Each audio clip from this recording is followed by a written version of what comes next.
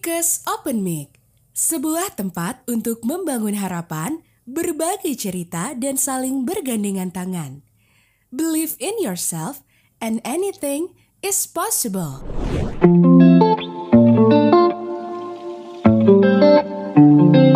Halo Sobat Fikes, balik lagi nih di Fikes Open Mic. Oke, nah teman-teman, kali ini kita udah masuk ke episode kedua loh. Nah, kata orang tak kenal maka tak aruf. Nah, jadi kita perlu nih untuk kenalan terlebih dahulu sebelum kita masuk ke topik. Oke, nah sebelumnya kenalin gua Muhajir dari Ilmu Keperawatan 2020 dan kali ini tentunya gua gak sendiri. Kali ini gua ditemani dengan partner gue yang terhebat nih. Siapa nih? Halo, gue Tasya dari Farmasi 2019.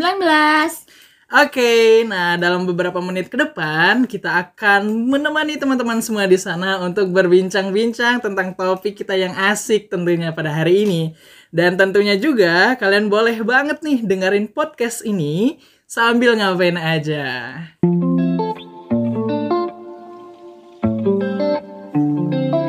Oke, nah kita mulai ke topik pembahasan kita hari ini. Nah sebelumnya nih teman-teman, mungkin kita udah kenal ya kehidupan perkuliahan itu bagaimana.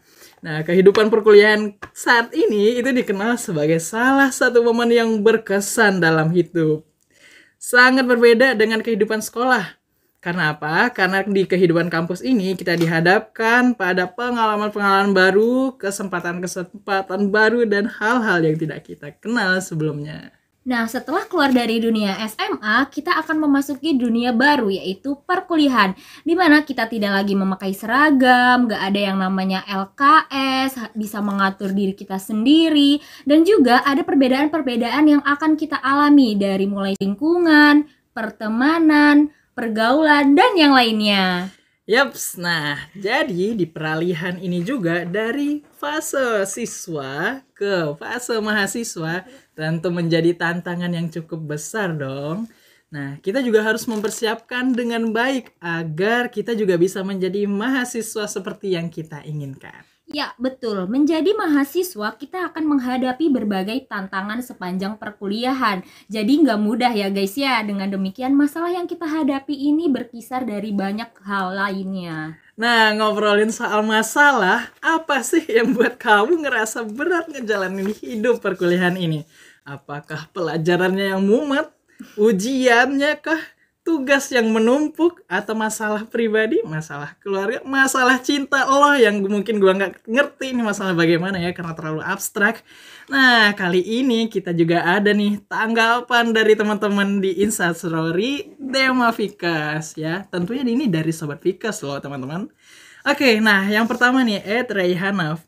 Berat tugasnya dan harus PP juga. Tapi ada Besti dong yang selalu nyemangatin. Wow. Ada Besti apa ada doi yang selalu antar jemput? Oke, nah selanjutnya itu ada @jangkrik.sa. Tugas kelompok agak berat. Yang bikin bertahan karena ingat orang tua sih. Masya Allah. Asik banget. Allah. Oke, nah itu tadi ada beberapa tanggapan ya dari Sobat Fikes.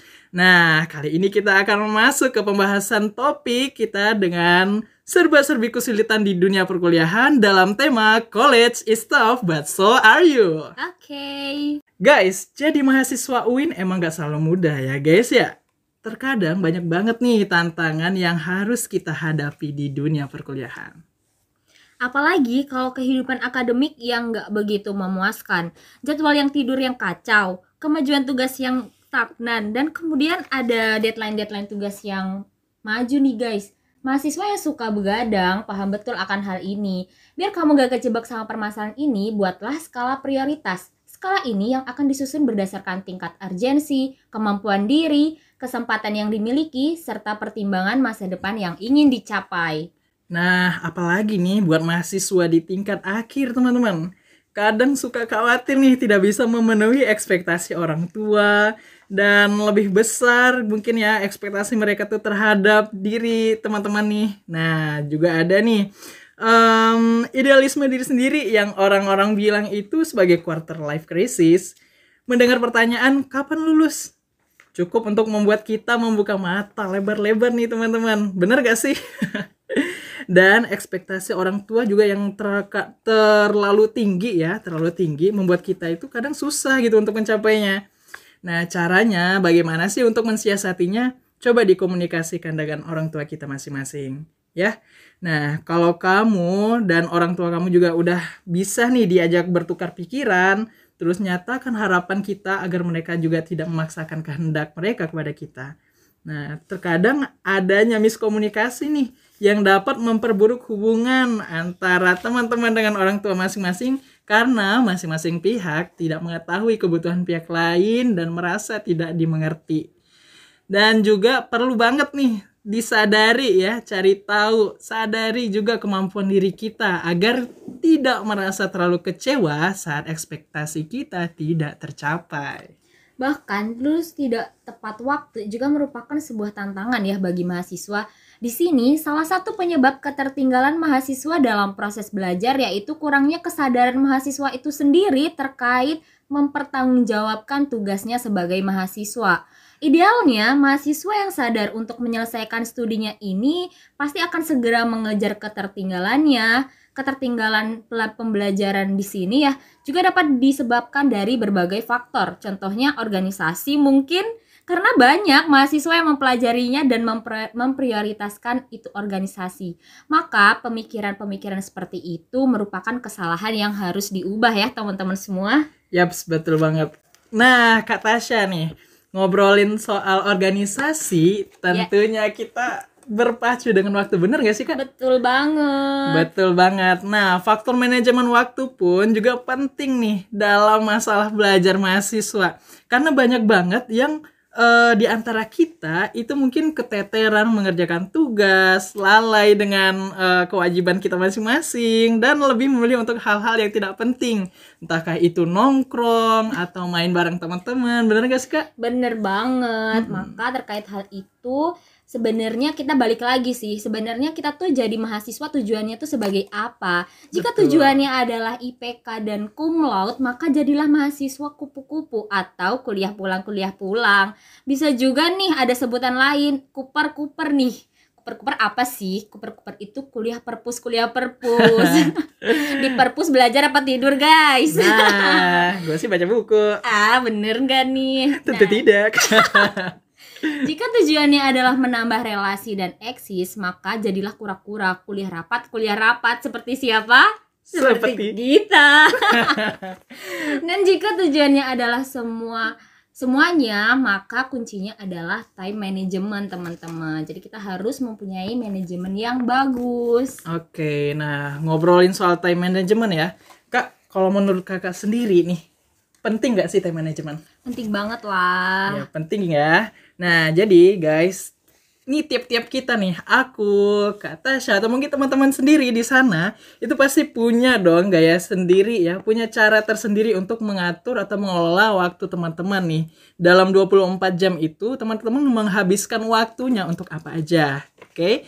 Nah, namun yang pasti perlu dikondisikan agar kita yang mengatur waktunya, jangan sampai kita yang diatur oleh waktu. Nah, sekedar tips nih teman-teman dalam mengatur waktu ya, itu yang mungkin sangat umum tetapi sering dilupakan.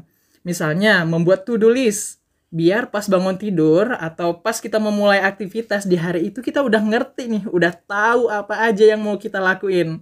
Nah, kemudian selesaikan pekerjaan sesuai prioritas dan cobalah buat rentang waktu untuk mengerjakan tugas-tugas. Lalu batasi distraksi. Distraksi paling sering itu main HP, geng. Nah, lu pasti ngerti ya kalau udah megang HP itu gimana beratnya untuk lepas dari itu. Bener gak sih, Kak? Ya, bener banget. Bener banget. Nah, nih misalnya tuh kayak notif HP udah muncul. Scrolling TikTok udah luar biasa. Sampai lupa waktu ya. Yaps, bener banget. Nah, ini nih jangan sampai bikin kamu lupa kalau lagi nugas nih. Tapi paling sering gitu sih ya mungkin. Nah, yang terakhir, kalau misalnya udah ngerasa capek, istirahat.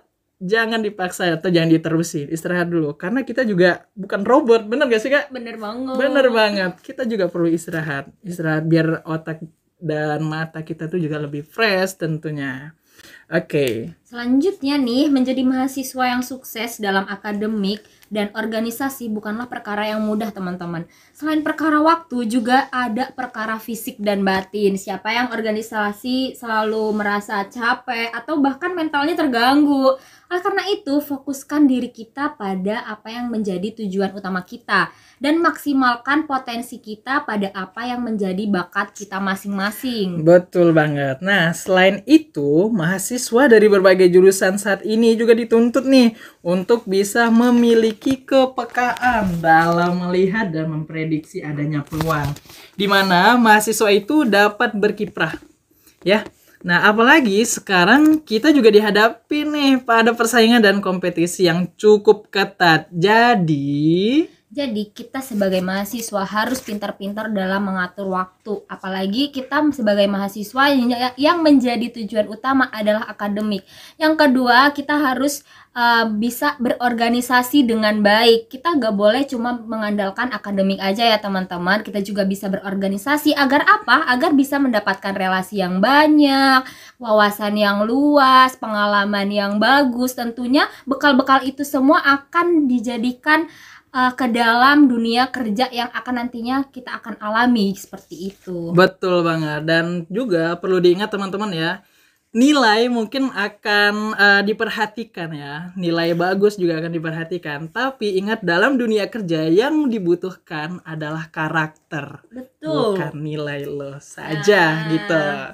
Oke, nah maka dari itu bisa nih kalian catat dan terapin poin-poin penting yang udah kita sampaikan tadi tentu.